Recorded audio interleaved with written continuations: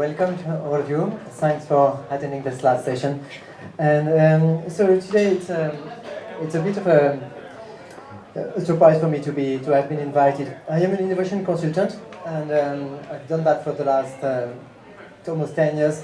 As you may hear, I'm French from the Loire Valley, and I have a master in innovation, technological innovation and strategic information, which I passed in 2001 at the time of the tower accident.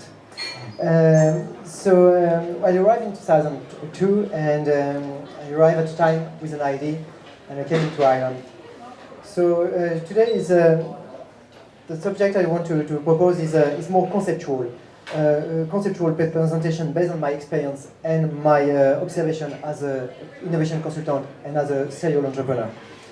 It's not a research paper. So the goal of this presentation is to encourage true innovation, and I will come back on what it is. Support true innovator, dissociate something which is very often associated innovation and entrepreneurship, and putting integrity as part of the innovation process. So it is going to go to the next slide. A bit of a joke. That's something about money and innovation at a time. Always good to remember. So myself, so as I said, I'm an innovation consultant. I started coming in Ireland with a business ID, and I set up my business ID in 2002 when I arrived. At a time where I couldn't speak very well English, and I didn't very well know everything about business. So I was missing a lot of bricks in my abilities to run a business. And what struck me after a little while is my main is it okay? Or I feel a bit of a weirdo when I was going to attend a networking meeting, because I didn't feel to match those business people around me. The fact that is it okay to innovate, to become an entrepreneur, if making money is not your main motivation.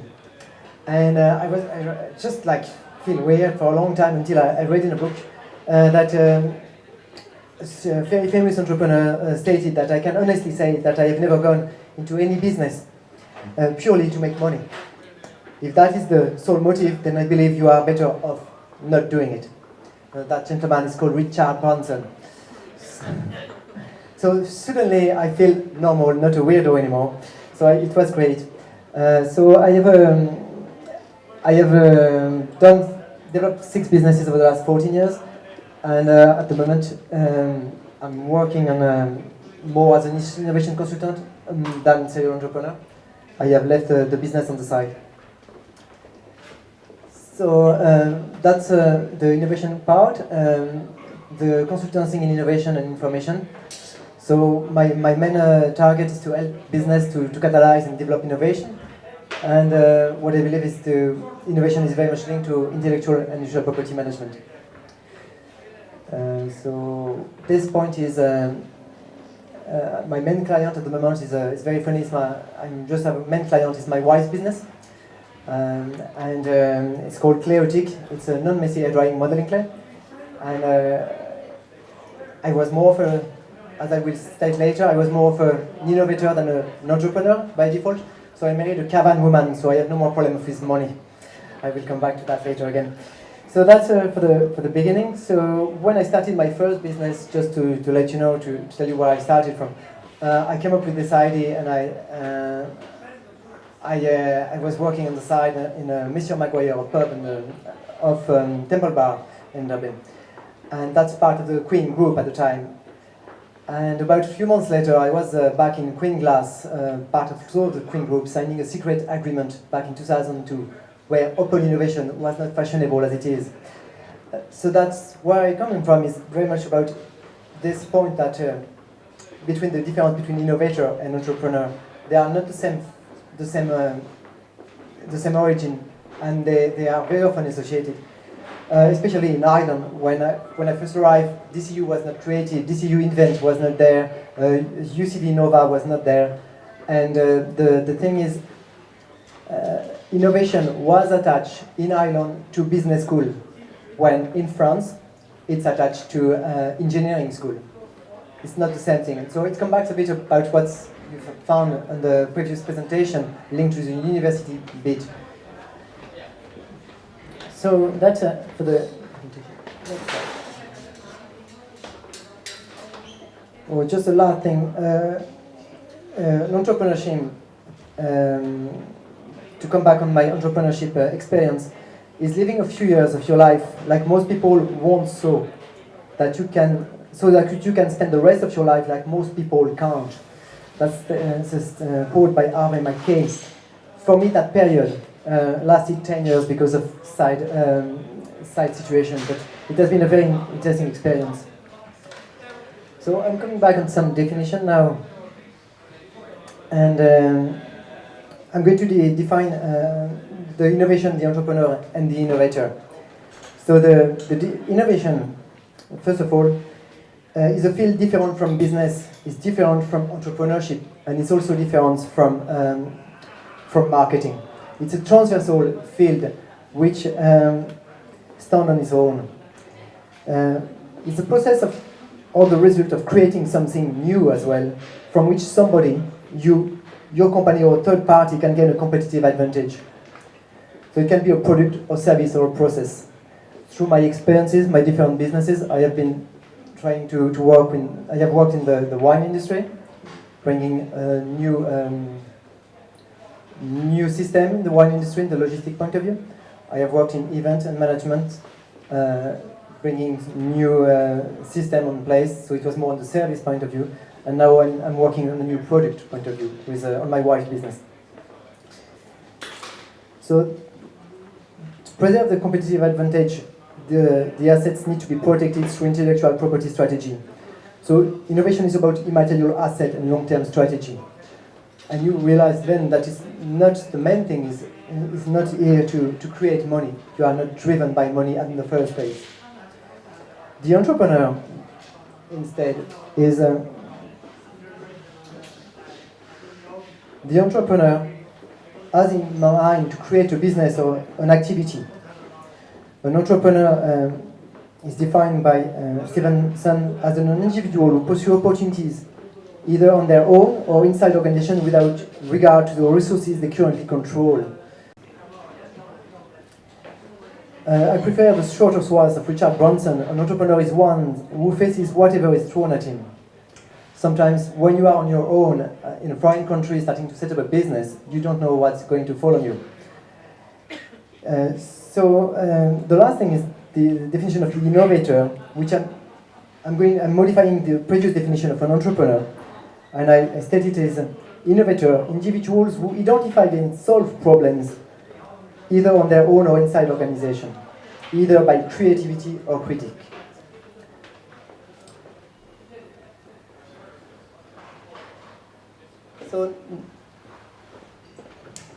So after those definitions, I'm going to go on the integrity point and then see the application on a business point of view, and to come to the conclusions.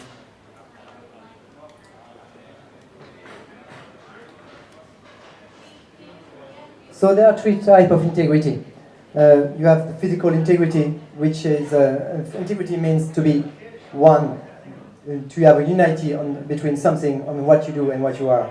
It can be on the physical point of view, and that can be found in your posture, in the way you move, and it's applying business in safe design of equipment and in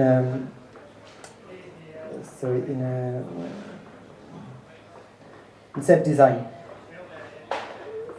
The second one is intellectual property.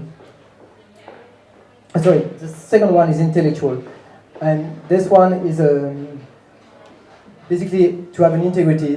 When you are facing some facts, you have to face the facts truthfully and to find the right information to be able to identify any issue. The most difficult things being about constraint, as was said previously, to have to face limiting challenges. Change in legal constraint, or be aware of the change of regulation, or be aware of the new discovery on any consideration of dangerosity of product. So those information are very hard to face and very you cannot deny them. So if the expectation, if you have other expectation than to have some kind of integrity, you will become in denial, and you will go out of business by not facing them at the right time. The last one is the moral integrity. So the moral integrity is the unity between someone's action with someone's belief, moral value. And here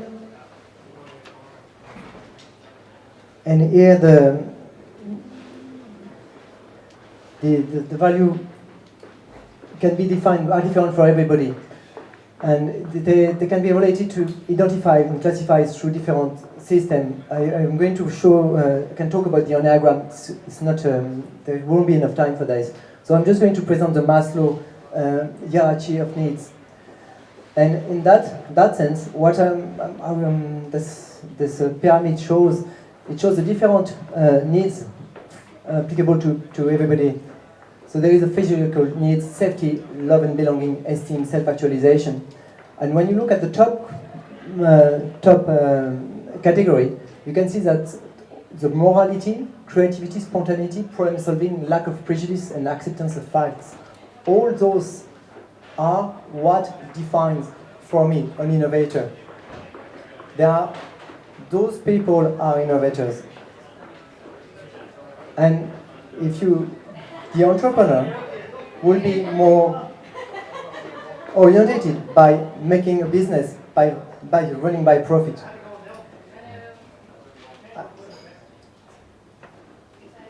So the application on that is just to identify where we stand. Where we stand. So, I lost something.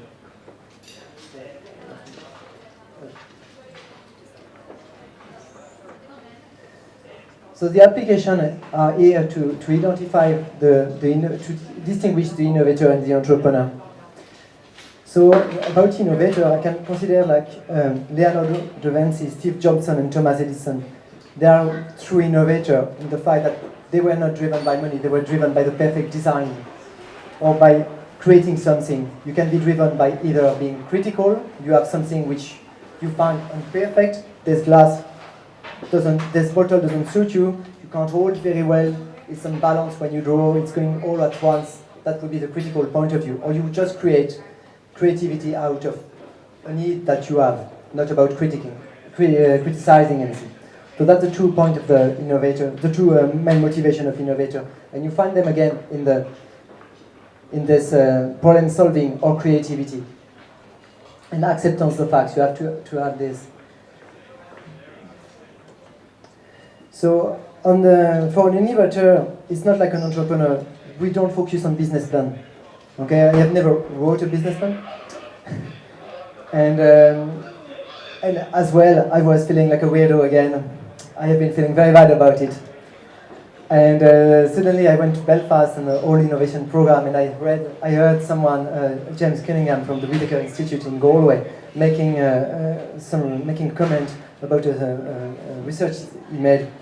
And the quote was, I quoted the study there, is writing a detailed business plan constrains the technology entrepreneur, what I call an innovator, a natural penchant for action, compelling them to focus on business plan writing rather than enactment.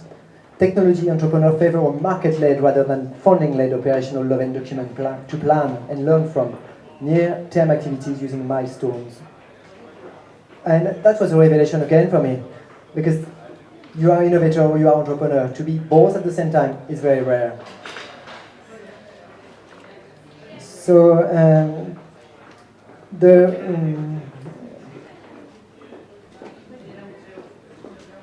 so my observation as an innovator is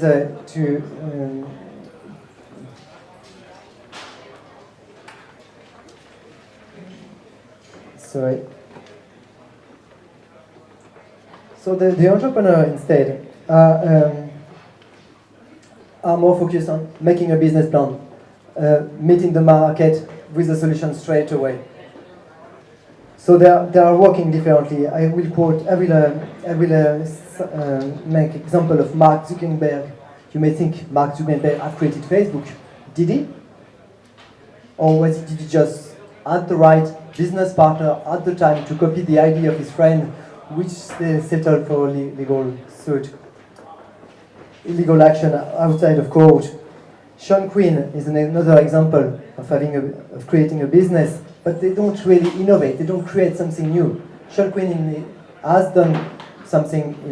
Once I was pleased to visit their 2 factories of Quinn glasses, but otherwise they were just moving concrete, sound.